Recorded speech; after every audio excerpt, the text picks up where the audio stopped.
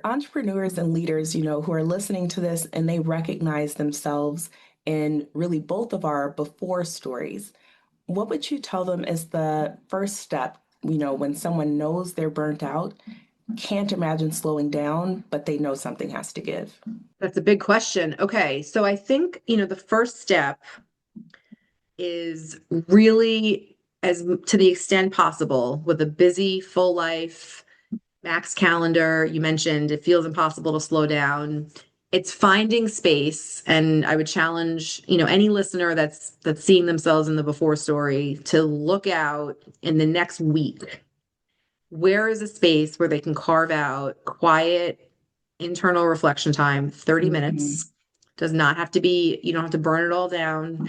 It can be 30 minutes on a Saturday morning. It can be a transition between work and home, right? Maybe you block a 30-minute meeting and that's your check-in with yourself, Yeah. but do it in the next week. Don't put it off. Don't say, I'll do it after Q1. I'll do it in the summer when I take PTO.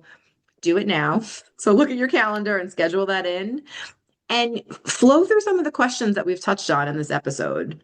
Yeah. Think about what gives you energy. What are the types of activities, the type of work that you love and that really lights you up? And what are Yes. the things that drain you? One of the exercises I do with one-on-one clients, actually, after sort of a series of prompts and work, and there's some reflection exercises, but there's this very lightweight exercise of write your dream job. And that Yes. doesn't have to be figure out how to write a job description that you can go find on LinkedIn and apply to. This is actually, if you could cultivate your ideal scenario, what do your mornings look like? What is the type of work throughout the day? What types of big results or outcomes or milestones would you want to drive in a given year? And how are you showing up is one of the prompts. By sitting down and going through that exercise, very uncomfortable. Again, that white sheet of Hmm. paper, it feels very hard. And even myself, you can feel blocked, right? So I Yeah. did that before unBurnt, before I even knew that unBurnt was going to be a thing. I sat with like, okay, what's my dream job? What's my dream Hmm. day? What is my dream life? Not in the existential, oh my gosh, where am I going in life? But really just how do I want to experience my days? And so there was a lot in there that might be more than 30 minutes, but throughout the episode, we've talked about some questions and prompts.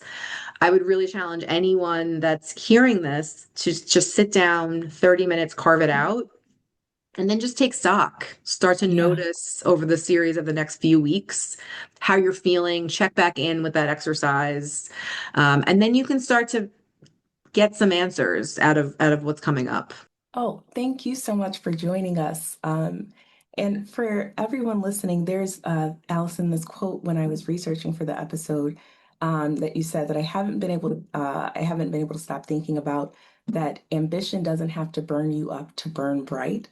And I just absolutely adore that because I think the most revolutionary thing that the people listening can do for their business isn't working harder, but working in a way they can actually maintain and modeling that for their team. That is a huge shift, and that's the future we're building of companies that actually serve everyone who works in the company well as the external stakeholders.